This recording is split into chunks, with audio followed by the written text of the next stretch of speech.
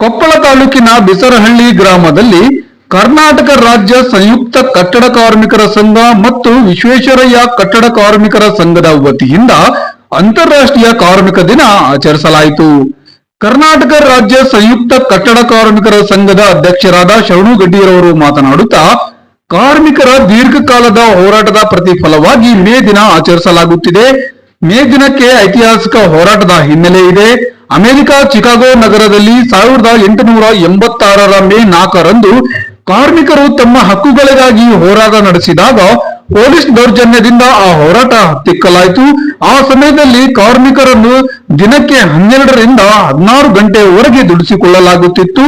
ಈ ಶೋಷಣೆಗೆ ವಿರುದ್ಧವಾಗಿ ನಡೆದ ರಕ್ತಸಿಕ್ತ ಹೋರಾಟದ ಫಲವಾಗಿ ಮೇ ದಿನ ಹುಟ್ಟಿಕೊಂಡಿದೆ.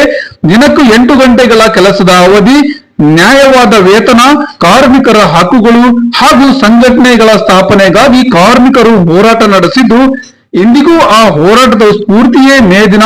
ಪ್ರಸ್ತುತ ಸರ್ಕಾರಗಳು 8 ಗಂಟೆಗಳ ಕೆಲಸದ ಅವಧಿಯನ್ನು ದುರ್ಬಲಗೊಳಿಸಿ 12 ಗಂಟೆಗಳ ದುಡಿಮೆಯನ್ನು ಜಾರಿಗೆ ತರಲು 4 ಲೇಬರ್ ಕೋಡ್ಗಳನ್ನು ಮಾಲೀಕರ ಪರವಾಗಿ ಜಾರಿಗೊಳಿಸುತ್ತಿದೆ. ಎಲ್ಲಾ ಕಾರ್ಮಿಕ ವರ್ಗವು ಮತ್ತೊಂದು ಐತಿಹಾಸಿಕ ಚಳುವಳಿಗೆ ಒಂದಾಗಬೇಕೆಂದು ಈ ಸಂದರ್ಭದಲ್ಲಿ ಕರೆ ನೀಡಿದರು.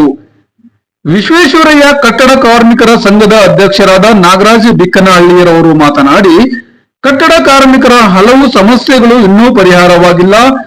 ಸರ್ಕಾರ ಘೋಷಿಸಿರುವ ಸೌಲಭ್ಯಗಳು ಕಾಲಕ್ಕೆ ತಕ್ಕಂತೆ ಕಾರ್ಮಿಕರಿಗೆ ಸಿಗುತ್ತಿಲ್ಲ ಎಂದು ಅಸಮಾಧಾನ ವ್ಯಕ್ತಪಡಿಸಿದರು. ಸರ್ಕಾರವು ಎಲ್ಲಾ ಸೌಲಭ್ಯಗಳನ್ನು ತಕ್ಷಣ ಜಾರಿಗೆ ತರಬೇಕು ಎಂದು ಈ ಸಂದರ್ಭದಲ್ಲಿ ಆಗ್ರಹಿಸಲಾಯಿತು.